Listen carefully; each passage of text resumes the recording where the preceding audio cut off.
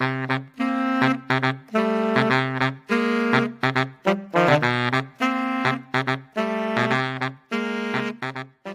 there. We're diving into the thrilling spy story, The 39 Steps by John Buchan. If you're new here, don't worry, you can find the previous episodes in the playlist or the description. Let's jump into today's adventure. The 39 Steps by John Buchan. I spent the night on a shelf of the hillside, in the lee of a boulder where the heather grew long and soft. It was a cold business, for I had neither coat nor waistcoat. These were in Mr. Turnbull's keeping, as was Scudder's little book, my watch, and, worst of all, my pipe and tobacco pouch. Only my money accompanied me in my belt, and about half a pound of ginger biscuits in my trousers pocket. I supped off half those biscuits, and by worming myself deep into the heather got some kind of warmth. My spirits had risen, and I was beginning to enjoy this crazy game of hide and seek. So far I had been miraculously lucky. The milkman, the literary innkeeper, Sir Harry, the roadman, and the idiotic Marmee were all pieces of undeserved good fortune. Somehow the first success gave me a feeling that I was going to pull the thing through. My chief trouble was that I was desperately hungry. When a Jew shoots himself in the city and there is an inquest, the newspapers usually report that the deceased was well-nourished. I remember thinking that they would not call me well-nourished if I broke my neck in a bog hole. I lay and tortured myself, for the ginger biscuits merely emphasized the aching void, with the memory of all the good food I had thought so little of in London. There were Paddock's crisp sausages and fragrant shavings of bacon, and shapely poached eggs. How often I had turned up my nose at them. There were the cutlets they did at the club, and a particular ham that stood on the cold table, for which my soul lusted. My thoughts hovered over all varieties of mortal edible, and finally settled on a porterhouse steak and a quart of bitter with a Welsh rabbit to follow. In longing hopelessly for these dainties, I fell asleep. I woke very cold and stiff about an hour after dawn. It took me a little while to remember where I was, for I had been very weary and had slept heavily. I saw first the pale blue sky through a net of heather, then a big shoulder of hill, and then my own boots placed neatly in a blaeberry bush. I raised myself on my arms and looked down into the valley, and that one look set me lacing up my boots in mad haste. For there were men below, not more than a quarter of a mile off, spaced out on the hillside like a fan, and beating the heather. Marmee had not been slow in looking for his revenge. I crawled out of my shelf into the cover of a boulder, and from it gained a shallow trench which slanted up the mountain face. This led me presently into the narrow gully of a burn, by way of which I scrambled to the top of the ridge. From there I looked back, and saw that I was still undiscovered. My pursuers were patiently quartering the hillside and moving upwards. Keeping behind the skyline, I ran for maybe half a mile, till I judged I was above the uppermost end of the glen. Then I showed myself, and was instantly noted by one of the flankers, who passed the word to the others. I heard cries coming up from below, and saw that the line of search had changed its direction. I pretended to retreat over the skyline, but instead went back the way I had come, and in 20 minutes was behind the ridge overlooking my sleeping place. From that viewpoint I had the satisfaction of seeing the pursuit streaming up the hill at the top of the glen on a hopelessly false scent. I had before me a choice of routes, and I chose a ridge which made an angle with the one I was on, and so would soon put a deep glen between me and my enemies. The exercise had warmed my blood, and I was beginning to enjoy myself amazingly. As I went, I breakfasted on the dusty remnants of the ginger biscuits. I knew very little about the country, and I hadn't a notion what I was going to do. I trusted to the strength of my legs, but I was well aware that those behind me would be familiar with the lie of the land, and that my ignorance would be a heavy handicap. I saw in front of me a sea of hills, rising very high towards the south, but northwards breaking down into broad ridges which separated wide and shallow dales. The ridge I had chosen seemed to sink after a mile or two to a moor which lay like a pocket in the uplands. That seemed as good a direction to take as any other. My stratagem had given me a fair start, call it 20 minutes, and I had the width of a glen behind me before I saw the first heads of the pursuers.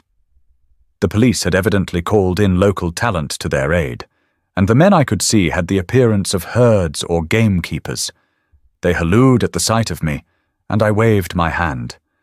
2 dived into the glen and began to climb my ridge, while the others kept their own side of the hill. I felt as if I were taking part in a schoolboy game of hare and hounds. But very soon it began to seem less of a game. Those fellows behind were hefty men on their native heath. Looking back, I saw that only 3 were following direct, and I guessed that the others had fetched a circuit to cut me off. My lack of local knowledge might very well be my undoing, and I resolved to get out of this tangle of glens to the pocket of moor I had seen from the tops. I must so increase my distance as to get clear away from them, and I believed I could do this if I could find the right ground for it.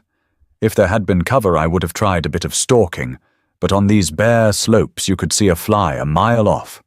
My hope must be in the length of my legs and the soundness of my wind, but I needed easier ground for that, for I was not bred a mountaineer. How I longed for a good Afrikander pony. I put on a great spurt and got off my ridge and down into the moor before any figures appeared on the skyline behind me. I crossed a burn and came out on a high road which made a pass between 2 glens. All in front of me was a big field of heather sloping up to a crest which was crowned with an odd feather of trees. In the dike by the roadside was a gate from which a grass-grown track led over the first wave of the moor.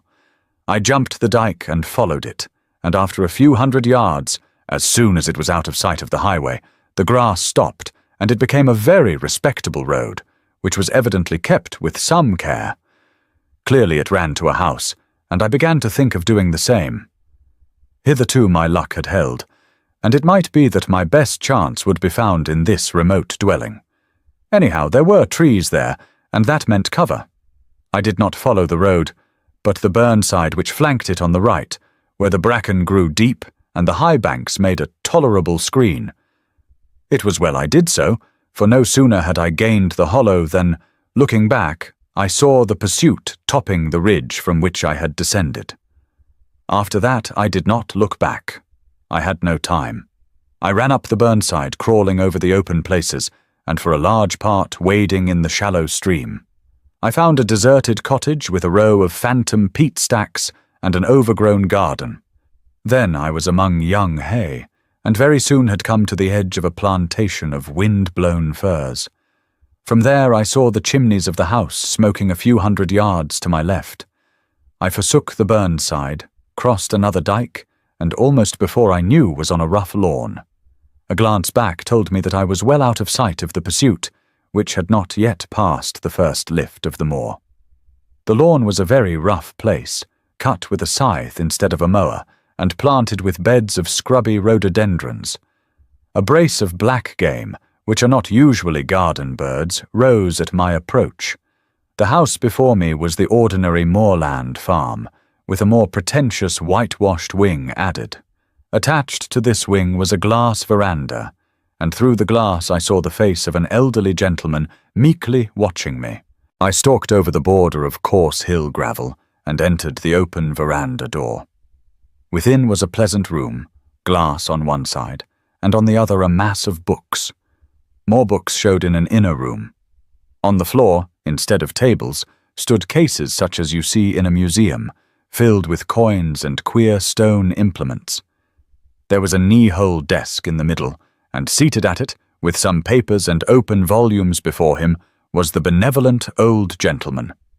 His face was round and shiny, like Mr. Pickwick's. Big glasses were stuck on the end of his nose, and the top of his head was as bright and bare as a glass bottle. He never moved when I entered, but raised his placid eyebrows and waited on me to speak. It was not an easy job, with about 5 minutes to spare, to tell a stranger who I was and what I wanted, and to win his aid. I did not attempt it. There was something about the eye of the man before me, something so keen and knowledgeable, that I could not find a word. I simply stared at him and stuttered. "You seem in a hurry, my friend," he said slowly. I nodded towards the window. It gave a prospect across the moor through a gap in the plantation and revealed certain figures half a mile off, straggling through the heather. "Ah, I see," he said, and took up a pair of field glasses through which he patiently scrutinized the figures. "A fugitive from justice, eh? Well, we'll go into the matter at our leisure. Meantime, I object to my privacy being broken in upon by the clumsy rural policeman. Go into my study, and you will see 2 doors facing you. Take the one on the left and close it behind you. You will be perfectly safe." And this extraordinary man took up his pen again. I did as I was bid, and found myself in a little dark chamber which smelt of chemicals, and was lit only by a tiny window high up in the wall. The door had swung behind me with a click like the door of a safe. Once again, I had found an unexpected sanctuary. All the same, I was not comfortable. There was something about the old gentleman which puzzled and rather terrified me. He had been too easy and ready, almost as if he had expected me, and his eyes had been horribly intelligent. No sound came to me in that dark place. For all I knew, the police might be searching the house, and if they did, they would want to know what was behind this door. I tried to possess my soul in patience and to forget how hungry I was. Then I took a more cheerful view. The old gentleman could scarcely refuse me a meal, and I fell to reconstructing my breakfast. Bacon and eggs would content me, but I wanted the better part of a flitch of bacon and 100 eggs. And then, while my mouth was watering in anticipation, there was a click and the door stood open. I emerged into the sunlight to find the master of the house sitting in a deep armchair in the room he called his study, and regarding me with curious eyes. "Have they gone?" I asked. "They have gone. I convinced them that you had crossed the hill. I do not choose that the police should come between me and one whom I am delighted to honor. This is a lucky morning for you, Mr. Richard Hannay." As he spoke, his eyelids seemed to tremble and to fall a little over his keen grey eyes. In a flash, the phrase of Scudder's came back to me when he had described the man he most dreaded in the world. He had said that he could hood his eyes like a hawk. Then I saw that I had walked straight into the enemy's headquarters. My first impulse was to throttle the old ruffian and make for the open air. He seemed to anticipate my intention, for he smiled gently and nodded to the door behind me. I turned and saw 2 men-servants who had me covered with pistols. He knew my name, but he had never seen me before. And as the reflection darted across my mind, I saw a slender chance. "I don't know what you mean," I said roughly. "And who are you calling Richard Hannay?" "My name's Ainsley." "So?" he said, still smiling. "But of course you have others. We won't quarrel about a name." I was pulling myself together now, and I reflected that my garb, lacking coat and waistcoat and collar, would at any rate not betray me. I put on my surliest face and shrugged my shoulders. "I suppose you're going to give me up after all, and I call it a damned dirty trick. My God, I wish I had never seen that cursed motor car. Here's the money, and be damned to you," and I flung 4 sovereigns on the table. He opened his eyes a little. "Oh no, I shall not give you up. My friends and I will have a little private settlement with you, that is all. You know a little too much, Mr. Hannay. You are a clever actor, but not quite clever enough." He spoke with assurance, but I could see the dawning of a doubt in his mind. "Oh, for God's sake, stop jawing!" I cried. "Everything's against me. I haven't had a bit of luck since I came on shore at Leith. What's the harm in a poor devil with an empty stomach picking up some money he finds in a bust-up motor car? That's all I done. And for that, I've been chivied for 2 days by those blasted bobbies over those blasted hills. I tell you, I'm fair sick of it. You can do what you like, old boy. Ned Ainsley's got no fight left in him." I could see that the doubt was gaining. "Will you oblige me with the story of your recent doings?" he asked. "I can't, Governor," I said in a real beggar's whine. "I've not had a bite to eat for 2 days. Give me a mouthful of food, and then you'll hear God's truth." I must have showed my hunger in my face, for he signaled to one of the men in the doorway. A bit of cold pie was brought and a glass of beer, and I wolfed them down like a pig. Or rather, like Ned Ainsley, for I was keeping up my character. In the middle of my meal, he spoke suddenly to me in German, but I turned on him a face as blank as a stone wall. Then I told him my story, how I had come off an Archangel ship at Leith a week ago, and was making my way overland to my brother at Wigtown. I had run short of cash. I hinted vaguely at a spree, and I was pretty well on my uppers when I had come on a hole in a hedge, and looking through, had seen a big motor car lying in the burn. I had poked about to see what had happened, and had found 3 sovereigns lying on the seat, and 1 on the floor. There was nobody there, or any sign of an owner, so I had pocketed the cash. But somehow the law had got after me. When I had tried to change a sovereign in a baker's shop, the woman had cried on the police, and a little later, when I was washing my face in a burn, I had been nearly gripped, and had only got away by leaving my coat and waistcoat behind me. "They can have the money back," I cried. "For a fat lot of good it's done me. Those perishers are all down on a poor man. Now if it had been you, Governor, that had found the quids, nobody would have troubled you. You're a good liar, Hannay," he said. I flew into a rage. "Stop fooling, damn you! I tell you my name's Ainsley, and I never heard of anyone called Hannay in my born days. I'd sooner have the police than you with your Hannays and your monkey-faced pistol tricks. No, Governor, I beg pardon, I don't mean that. I'm much obliged to you for the grub, and I'll thank you to let me go now the coast's clear." It was obvious that he was badly puzzled.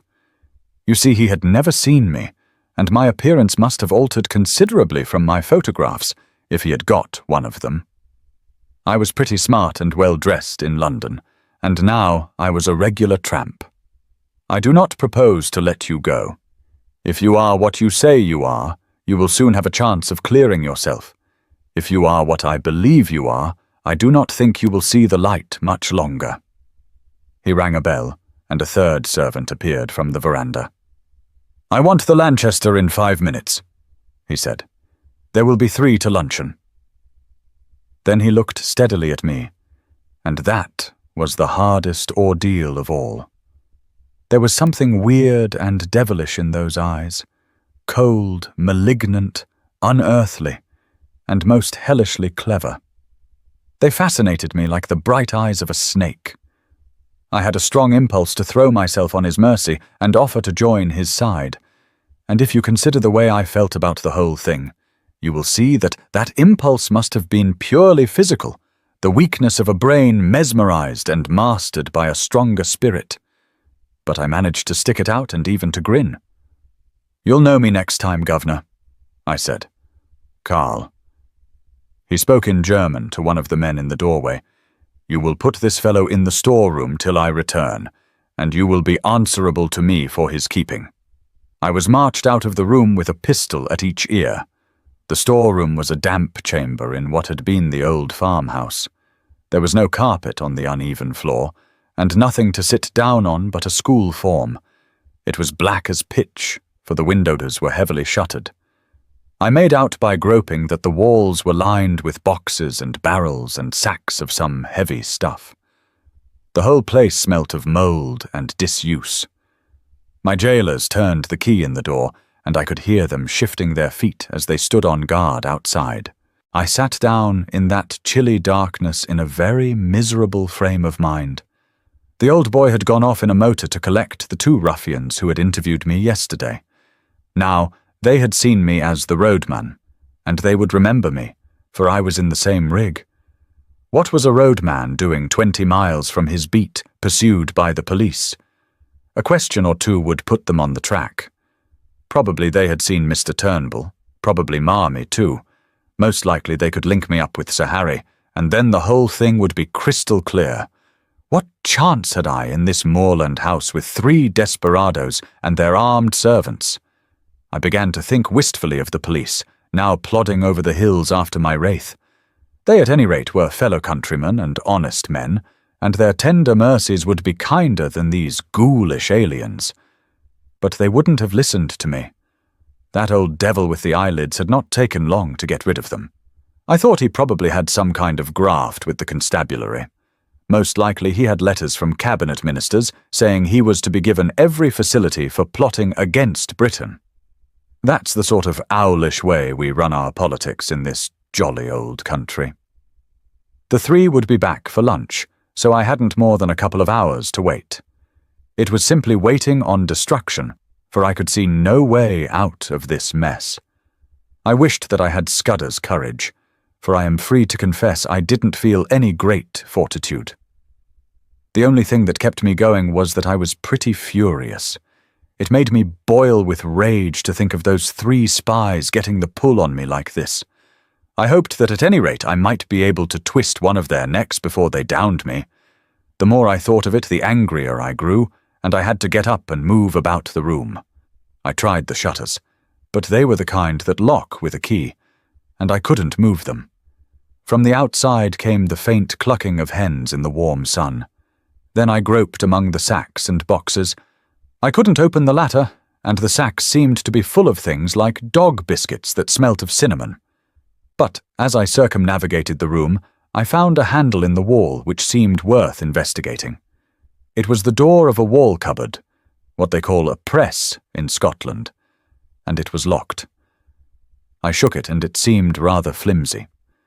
For want of something better to do, I put out my strength on that door, getting some purchase on the handle by looping my braces round it. Presently the thing gave with a crash which I thought would bring in my warders to inquire. I waited for a bit, and then started to explore the cupboard shelves. There was a multitude of queer things there. I found an odd vesta or 2 in my trouser pockets and struck a light. It was out in a second, but it showed me one thing. There was a little stock of electric torches on one shelf. I picked up one and found it was in working order. With the torch to help me, I investigated further. There were bottles and cases of queer-smelling stuffs, chemicals no doubt for experiments, and there were coils of fine copper wire and yanks of thin oiled silk. There was a box of detonators and a lot of cord for fuses. Then away at the back of the shelf I found a stout brown cardboard box, and inside it a wooden case. I managed to wrench it open, and within lay 6 little grey bricks, each a couple of inches square. I took up one and found that it crumbled easily in my hand. Then I smelt it and put my tongue to it. After that I sat down to think. I hadn't been a mining engineer for nothing, and I knew lentonite when I saw it. With one of these bricks I could blow the house to smithereens. I had used the stuff in Rhodesia and knew its power, but the trouble was that my knowledge wasn't exact. I had forgotten the proper charge and the right way of preparing it, and I wasn't sure about the timing. I had only a vague notion, too, as to its power, for though I had used it, I had not handled it with my own fingers. But it was a chance, the only possible chance. It was a mighty risk, but against it was an absolute black certainty. If I used it, the odds were, as I reckoned, about 5 to 1 in favour of my blowing myself into the treetops, but if I didn't, I should very likely be occupying a 6-foot hole in the garden by the evening. That was the way I had to look at it. The prospect was pretty dark either way, but anyhow there was a chance, both for myself and for my country. The remembrance of little Scudder decided me. It was about the beastliest moment of my life, for I'm no good at these cold-blooded resolutions. Still, I managed to rake up the pluck to set my teeth and choke back the horrid doubts that flooded in on me. I simply shut off my mind and pretended I was doing an experiment as simple as Guy Fawkes fireworks. I got a detonator and fixed it to a couple of feet of fuse. Then I took a quarter of a lentonite brick and buried it near the door below one of the sacks in a crack of the floor, fixing the detonator in it. For all I knew, half those boxes might be dynamite. If the cupboard held such deadly explosives, why not the boxes? In that case, there would be a glorious skyward journey for me and the German servants, and about an acre of surrounding country. There was also the risk that the detonation might set off the other bricks in the cupboard, for I had forgotten most that I knew about lentonite. But it didn't do to begin thinking about the possibilities. The odds were horrible, but I had to take them. I ensconced myself just below the sill of the window and lit the fuse. Then I waited for a moment or two. There was dead silence, only a shuffle of heavy boots in the passage and the peaceful cluck of hens from the warm out-of-doors.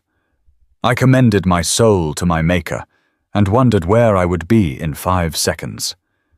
A great wave of heat seemed to surge upwards from the floor and hang for a blistering instant in the air. Then the wall opposite me flashed into a golden yellow and dissolved with a rending thunder that hammered my brain into a pulp. Something dropped on me, catching the point of my left shoulder, and then I think I became unconscious. My stupor can scarcely have lasted beyond a few seconds. I felt myself being choked by thick yellow fumes and struggled out of the debris to my feet. Somewhere behind me I felt fresh air.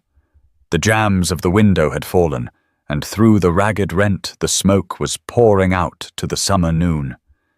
I stepped over the broken lintel and found myself standing in a yard in a dense and acrid fog.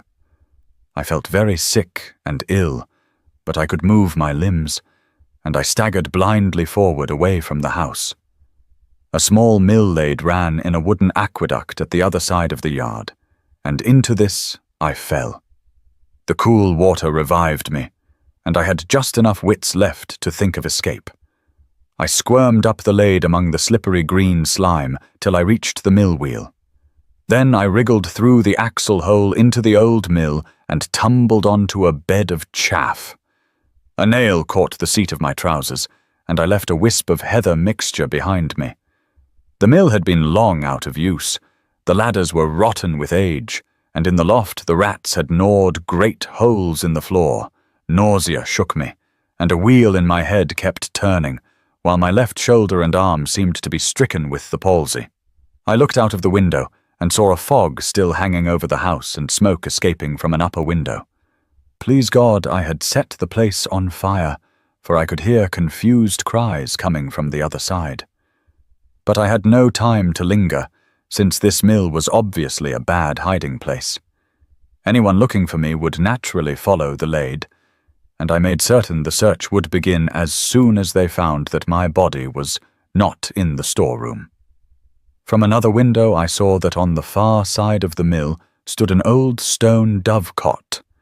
If I could get there without leaving tracks, I might find a hiding place, for I argued that my enemies, if they thought I could move, would conclude I had made for open country and would go seeking me on the moor. I crawled down the broken ladder, scattering chaff behind me to cover my footsteps. I did the same on the mill floor, and on the threshold where the door hung on broken hinges. Peeping out, I saw that between me and the dovecot was a piece of bare, cobbled ground, where no footmarks would show. Also, it was mercifully hid by the mill buildings from any view from the house. I slipped across the space, got to the back of the dovecot, and prospected a way of ascent. That was one of the hardest jobs I ever took on. My shoulder and arm ached like hell, and I was so sick and giddy that I was always on the verge of falling. But I managed it somehow.